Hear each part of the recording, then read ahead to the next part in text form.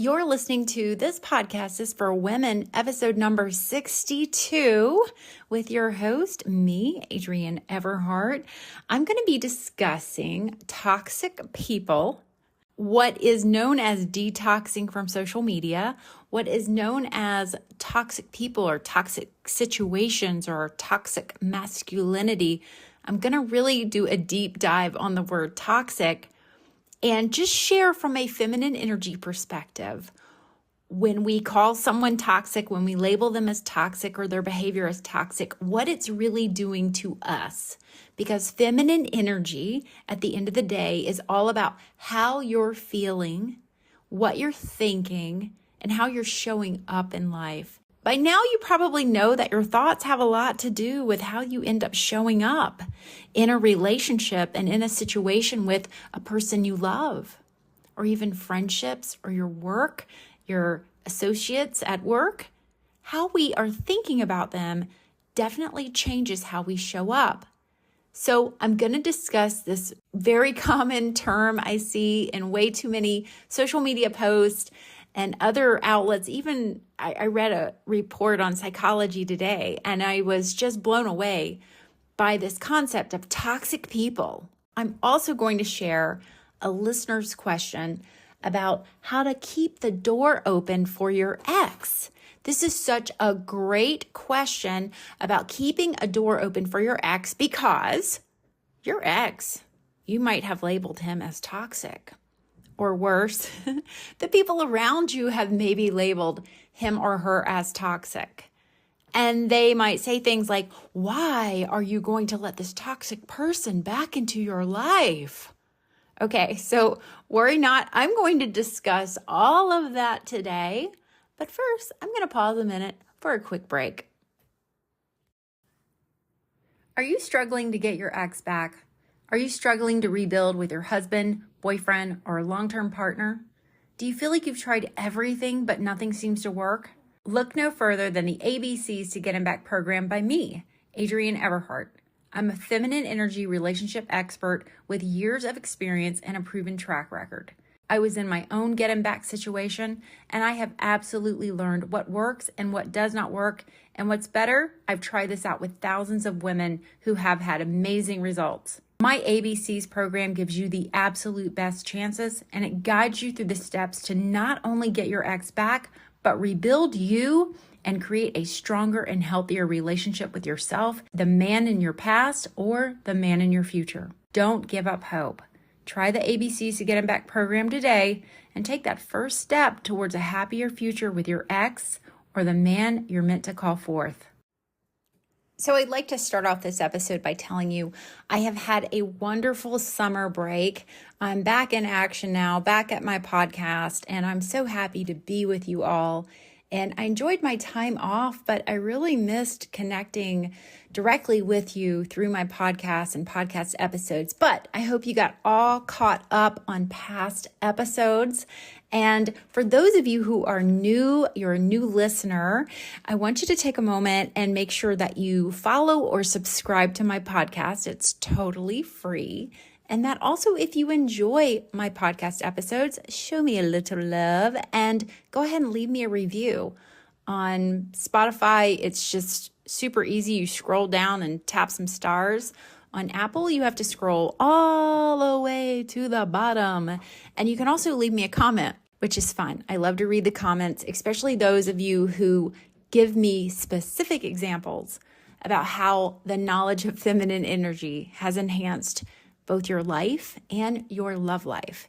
Because it's not just about getting the guy to do what we want and having a happy, loving relationship. Although, my gosh, is that not amazing? And being grounded and being able to have a relationship with a man that feels so effortless. It's a wonderful feeling. But also what feminine energy does for your life, how you reconnect to feeling. Now, maybe this summer you happened to see a little movie called Barbie that came out. A big part of Barbie was to just feel. In fact, there's a great moment where Rhea Perlman's character says, "Now just feel." And this is a big part of feminine energy is feeling. The tricky part is our brains kind of intercept and we think things. We make judgments based on experiences and things people have told us, or books we've read, or movies we've seen, or sometimes we get what's known as a gut feeling. And we think something, and when we think that something, we begin to have a feeling. So this is the work I do, is I help you separate what I call masculine energy, which is outthinking your emotions, versus really discovering what you're feeling. Now, let's talk about the little rumbly elephant in the room. I don't know if you can hear this or not, depending on how my microphone is set up. But over the summer, I also found 5 kittens living in like a little junkyard. I had to trap them immediately and bring them home, and they're feral. I don't know if you've ever had a feral cat, but they're kind of cuckoo bananas. And when you first, let them out of the cage, they just climb the walls, basically, trying to be free. Well, this was my little summer project. 2 of them I tamed very quickly. And one of them, he was a little bit slower. And then the other 2, they're still with me. And boy, they just found a paper towel in this room and they have tore it to a million bits. And one cat is actually walking sideways along the side of the bed with her claws. And they're just hilarious. But I will tell you, if you ever get feral cats or feral kittens, I was fortunate enough in my county to have a spay-neuter program, but it still cost me like a ton of money to help these kittens. And then also, I wish I would have kept the ones that were tame a little bit longer, because I think they would have really helped the other kittens get tame. So that's my little quick summer catch up. And if you hear rumbling around, my apologies. It is the kittens playing and being like just bananas all of a sudden. It's like the minute I hit record, they were like, okay, let's just tear up the room. All right. So moving on. Now, one of the things I got to enjoy this summer, other than the kittens, is listening to podcasts. And I've followed a business coach for a good long while. Just in my feed, she popped up. She had a new podcast episode. And it began with how she had decided to detox from social media.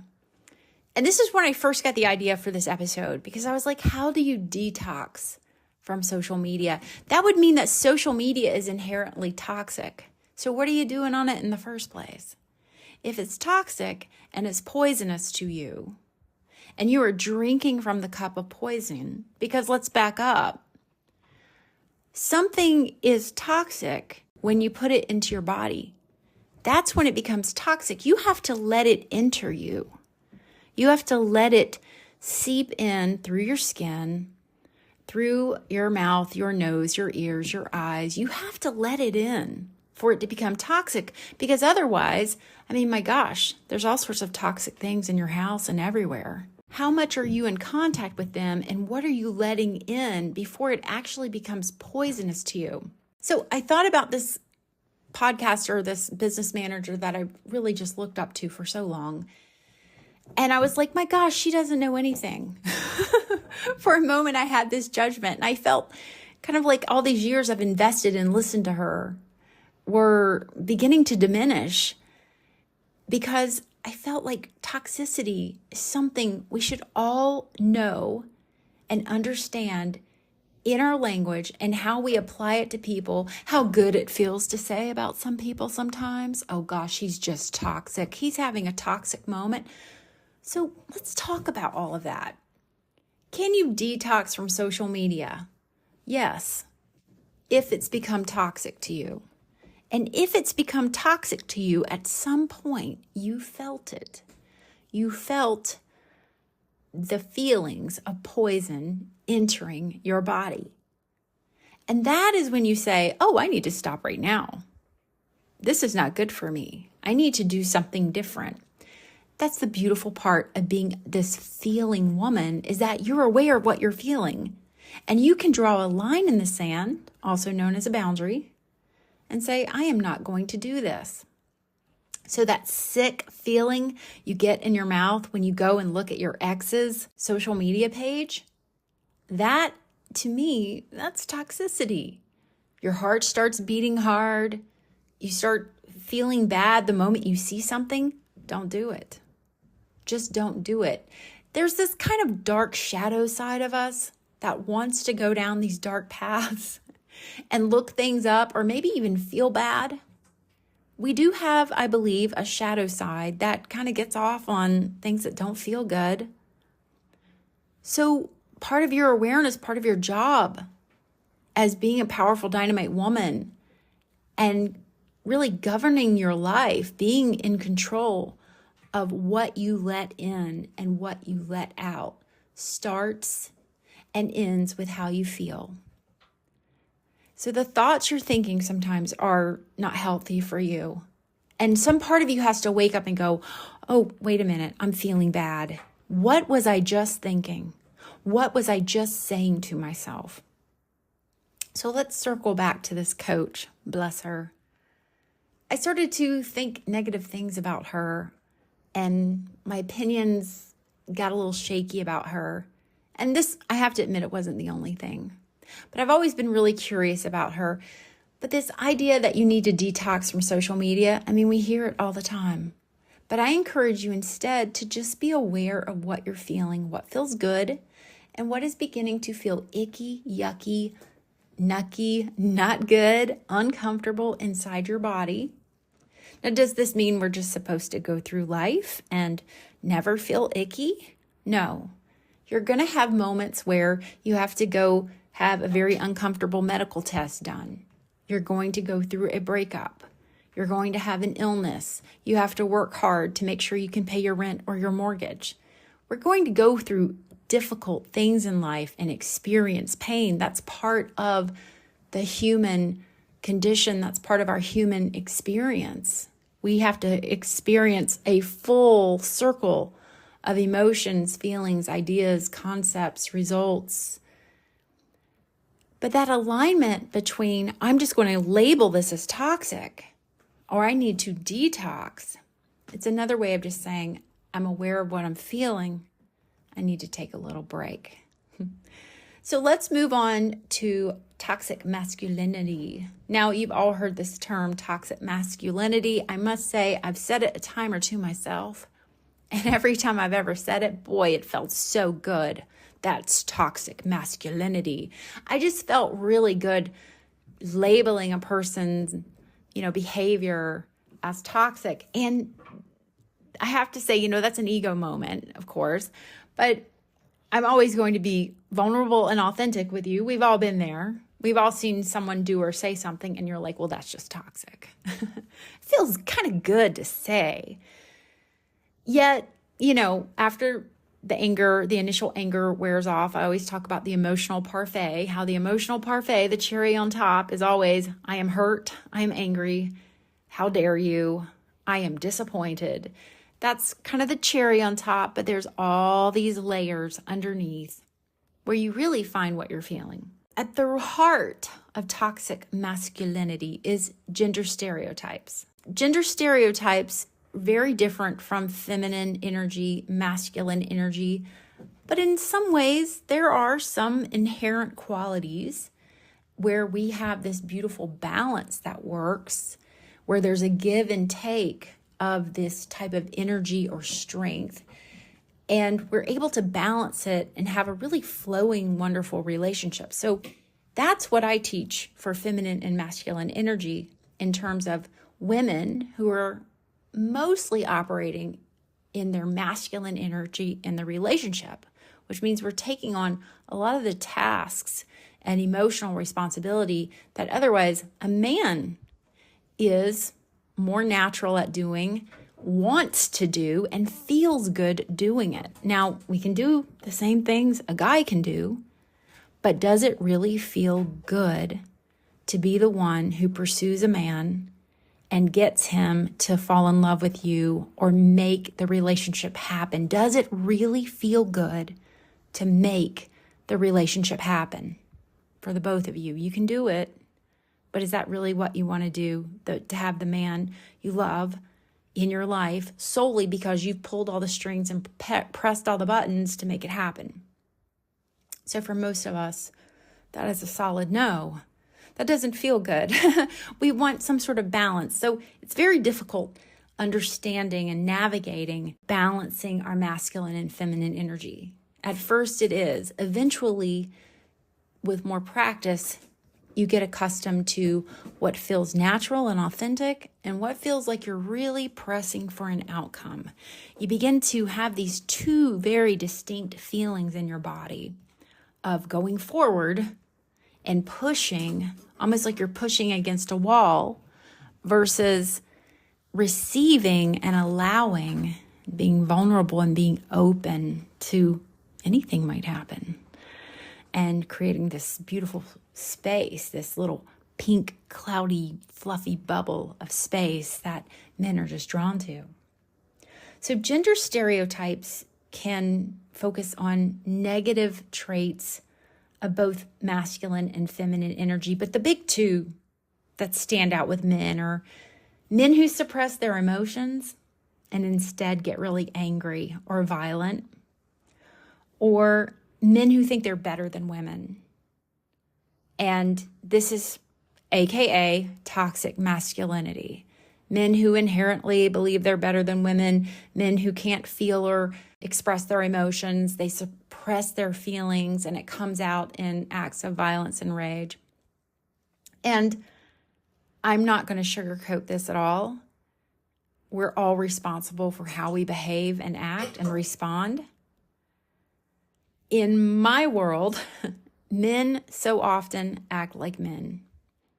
They have something in their body called testosterone, and women don't have as much of this. Now, I will tell you, I suffer with autoimmune condition, and from time to time, I've had to go on a steroid called prednisone. And I believe it affects my hormones on a big level, but it especially makes me kind of testy and angry and ragey at different times. And I'm aware of it. I'm aware of like what I'm feeling in my body. So my doctor once said, this is how men feel all the time to me. He joked that that's how men feel all the time. But I really took it to heart because I don't know what it feels like to have all this testosterone flowing through my body and grow up in this culture and society where I'm not supposed to cry. I am supposed to be strong. And there is this inherent strength in me that makes me want to protect and be proud and stand up for what I believe in and fight for things that I believe. I can't imagine what it must be like to be a man and have to temper, no pun intended, but temper your emotions and feel what you're feeling without balling your fist up and punching something. Preferably a wall. I'm not talking about punching people, but with men, it happens. Have you ever noticed that men can get in a fight with each other or, punch each other or something, and they can still be bros? But if that happened with women, oh, no. Never again am I talking to you, right? So it's just this completely different type of energy than a woman. Don't get me wrong. We can go there and men can be more feminine. But when it becomes toxic masculinity, quote unquote, this is where you want to look at what does it really mean to be a man and behave like a man and behave sometimes the way that men do. If a man thinks he is better than you, he can think that all day long. It doesn't make him toxic. If it's a behavior he has, the behavior is toxic. But the man, the person himself, he's not toxic. In fact, I don't really believe anyone is toxic. You just have toxic behaviors. You have behaviors that can hurt someone or hurt you if you let them in. There are also people who are verbally and physically abusive. They might call you a name. They might create drama out of thin air or become like really, really involved in your life and controlling. You might have a family member who is that way. So these are all toxic behaviors. You can see them from a mile away. This is a toxic behavior. That person is not toxic. When that person is toxic, they are a bottle of poison that you put up on a shelf out of everyone's reach. They are unchanging. No chemical composition can change them. They cannot improve. You have to detox from them. I just don't believe that that's true. They're having toxic behaviors. You, therefore, must have boundaries.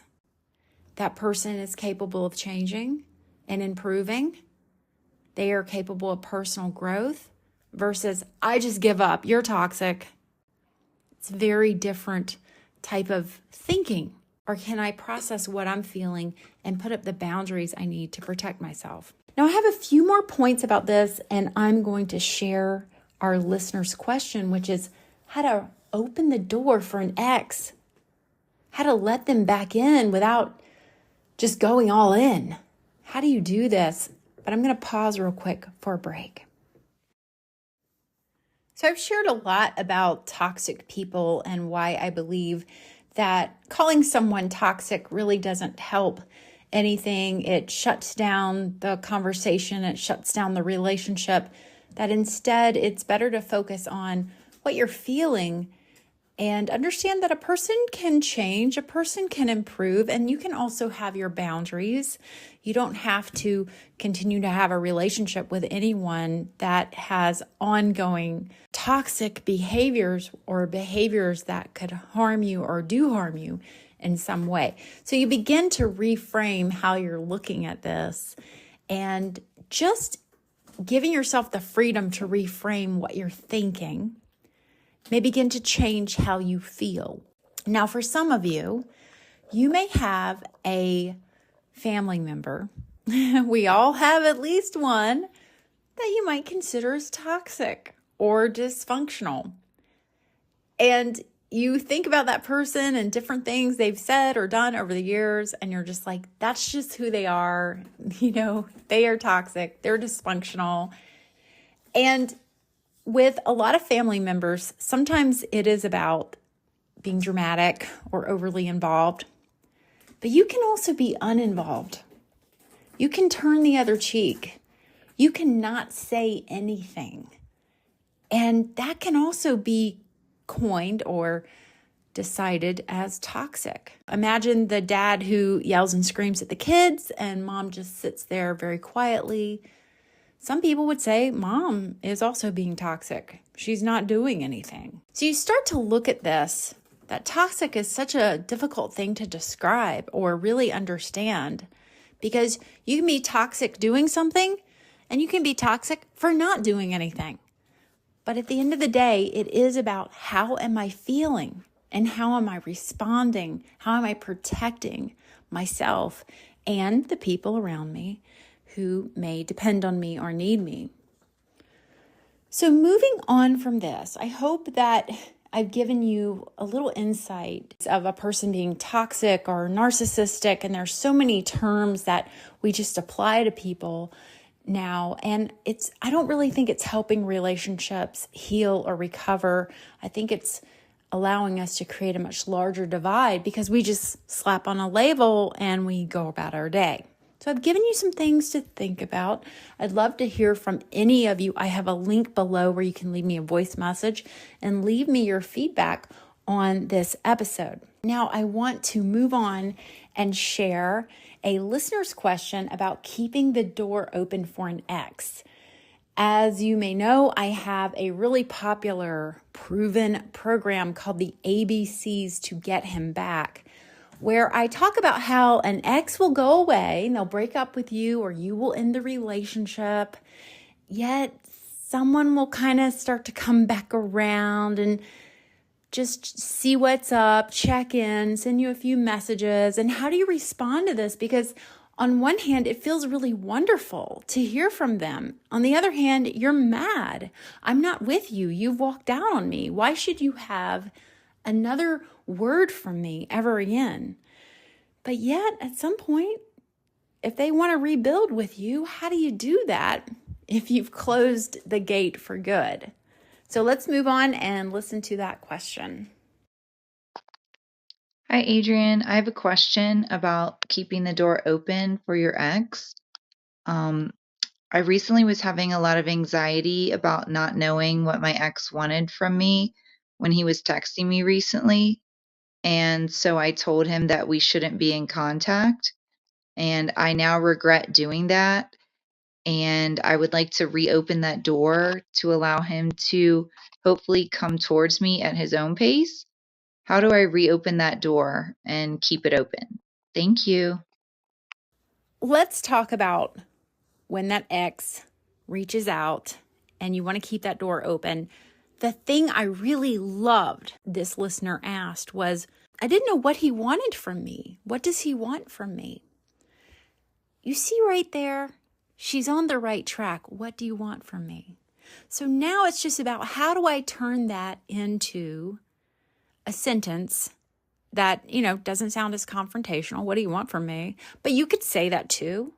Oh, I'm feeling blank. I'm feeling unsure. I'm feeling confused. Where do you see this going? I'm feeling confused. I have accepted your no. I accepted your no. You don't want to be in a relationship with me anymore. So I'm just curious, why are you reaching out to me? So these are all what this person is feeling. If you were able to just kind of slow down a little bit and get into that soft, receiving, feminine energy, which is naturally curious, naturally warm, cares about herself, wants to know where she's going in life, and has questions. It's perfectly okay to ask questions for clarity. Remember, Diamond Girl is about clarity. A lot of women say to me, I didn't ask any questions on the date because I wanted to be in my feminine energy. And I'm like, where has this gotten confused? That asking questions doesn't mean you're feminine or means you're masculine.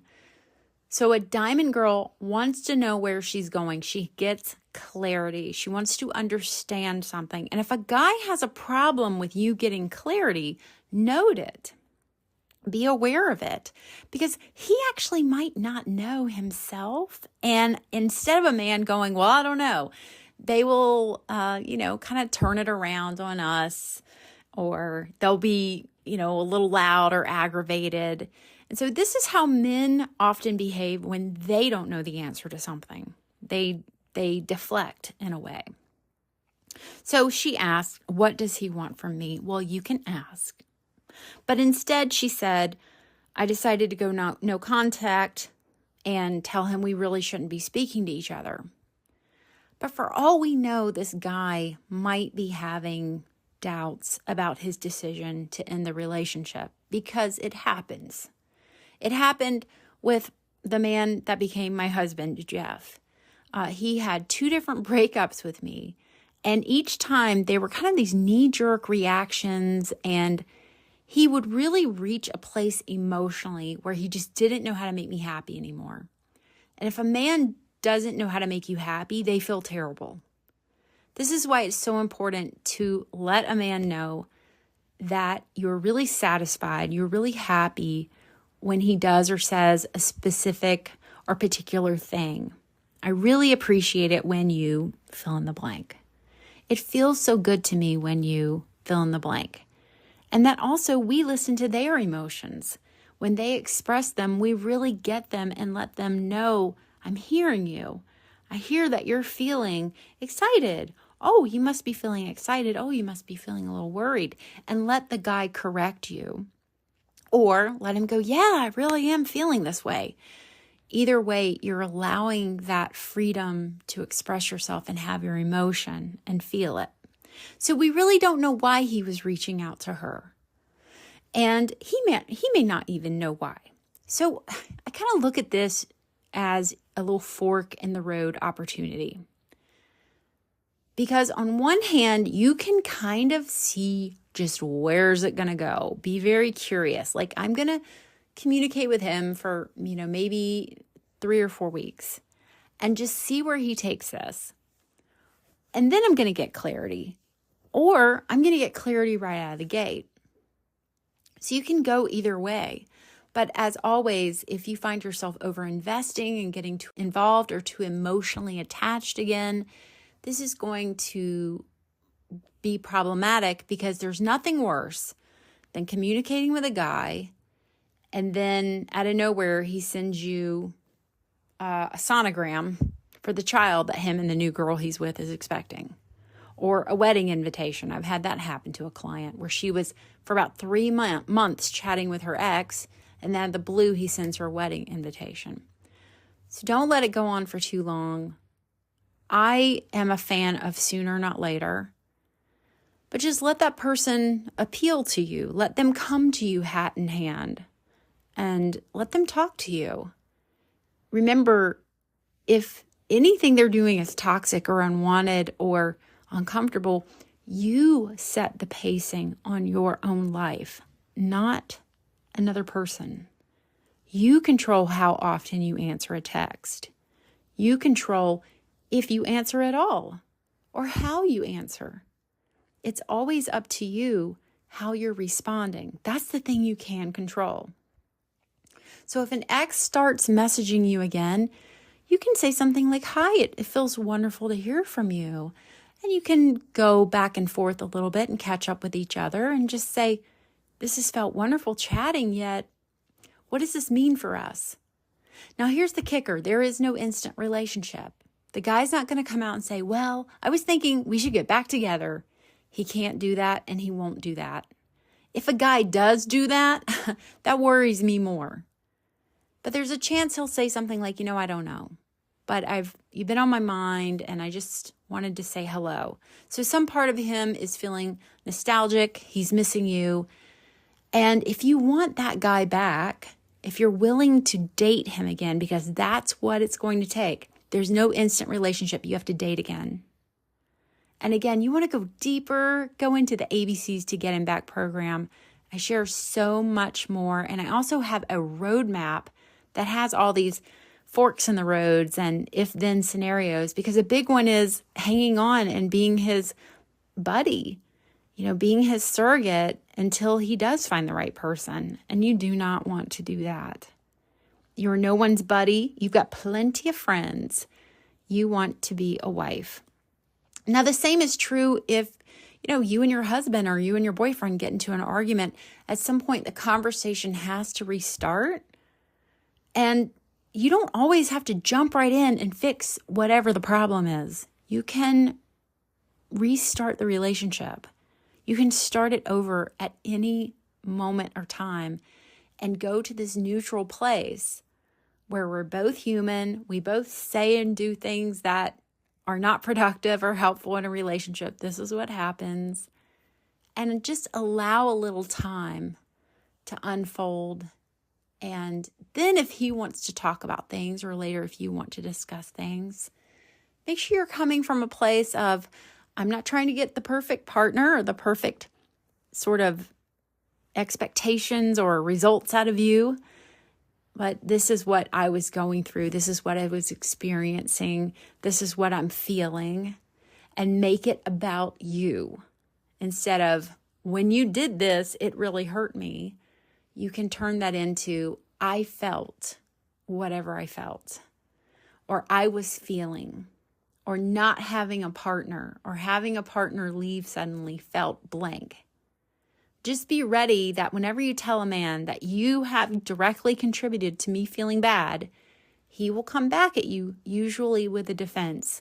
And this is a little bit human nature, to be defensive. This is such a little tricky thing to navigate, but as long as you're on the side of, here's what I'm feeling, and I don't need you to do or say something to change how I'm feeling, I can have a conversation with you. I can just let this unfold and see where it goes organically. And that's the biggest part, is can you lean back and let this unfold without tweaking the outcome, without making little turns and adjustments to make it have a specific outcome. So that's the beauty of rebuilding with an ex, or recovering from a big fight or something else that maybe happens with your partner.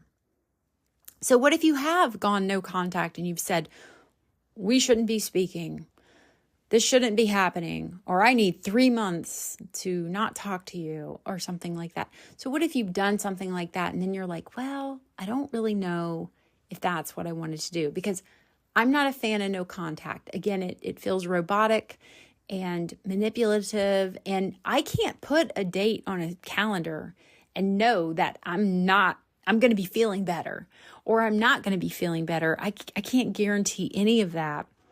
I can just follow the boundaries I need, day to day in that moment, and just really be patient with myself. So I always feel like these no contact for 30 days or 60 days, it really is, it's like a relationship diet. It feels like you're putting a time limit, and somehow, I'll be ready to date in 3 months. And you don't know that date is arbitrary. So how do you rebuild once you've already said this and you've already put that out there? You can always renege, and you can say to your person, it felt really great to hear from you the other day. I'm curious in speaking more. I was feeling just a little caught off guard, or I was feeling a little scared when I first heard from you, but I would really like to catch up sometime. What do you think? And you're just able to open that door, crack that door open, as I say, and give them the opportunity to move towards you without just shutting the whole thing down. Now, if you want to shut the whole thing down, just never answer the text in the first place. But if you want to leave the door open, you can reach back out to him and just, again, let him know it felt really nice to hear from you, or it would feel really good to maybe just get together and chat sometime. And if he says, well, wait a minute, I thought you said you didn't want to talk. Well, that is how I was feeling. You're right. I'm sorry if that hurt your feelings.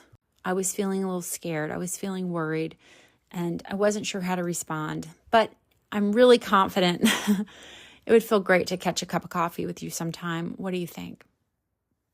Start small and start simple if you're going to rebuild with an ex.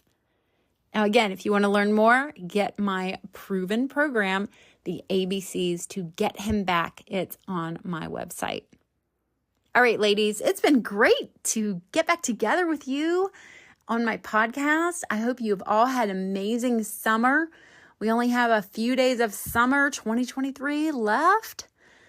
Enjoy it as much as you can. And I'm sending you all lots of love and kisses. And I'll see you next week. Bye-bye.